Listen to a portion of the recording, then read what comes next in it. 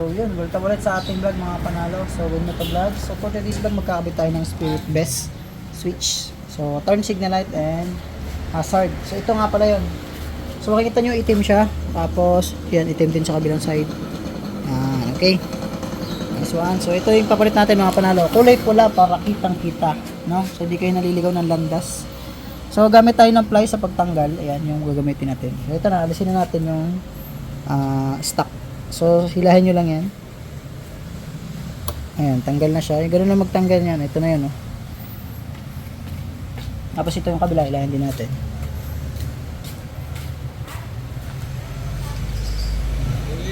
So madali lang alisin yung mga yan.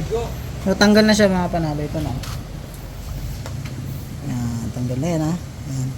So masakit na sa kamay. Joke lang, palitan natin yan. Ito na. Ito na tayo. So makita nyo mayroon yung kasamang allen maliit. Tapos may kasama rin na panlock. So ingatan nyo mahulog yan kasi pag nawala yan, hindi nyo na malalak yan. Okay, so ito ang liliit lang nila. Uy! Yan sinasabi ko eh. Liliit lang yan. At pag nahulog yan, yari. So kunin natin itong isa. Yan, may thread locker na rin yan. Kung makikita nyo, may kulay siyang blue. So thread locker yan. Lagyan nyo muna dito. Yan, ganyan pag-install yan. Tapos lagyan na natin.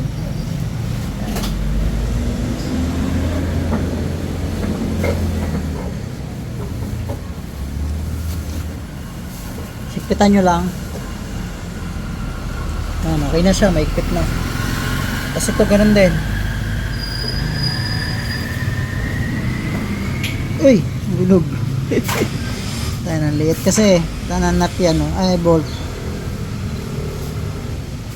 So kailangan nyo ilagay ito kasi ito yung nagsisilbing lock ni Spirit Best na switch. So ilagay na natin. Then pasok na natin dito din. Yan.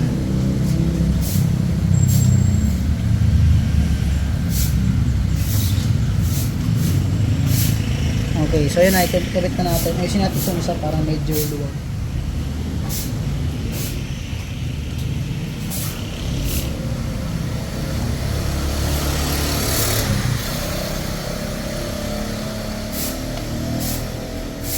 So, ipitan nyo mabuti para di mahulog at di kayo masaktan ng kamay pag si-switch. Pag nahulog yan, ayan. So, ayan na, ikabit na natin. So, ayan. Napakasimple lang pero magandang tignan kasi kitang-kita nyo yung switch nyo. Ayan. So ganito yung stock. Ayan yung stock. So, di ba? Dagdag looks, oh. Ayan. So ito, wala yung isa kong motor eh. So ito pwede nyo rin palitan yung nasa version 2. Ayan. Nasa version 2 yan mga panalo. Sniper 150 yan. B2. Pwede rin silang palitan. Yung kay ano, iba yon. Makakabili kayo. Baka yung sa kanya left side lang ang pwedeng lagyan yun. B1. So ito yung Sniper version 2, pwede siyang palitan. Saka yung B1 pwede kaso kaliwa lang. So ito yung Sniper version 3, 155. Ayan. Ayan, oh. So dagdag looks, di ba?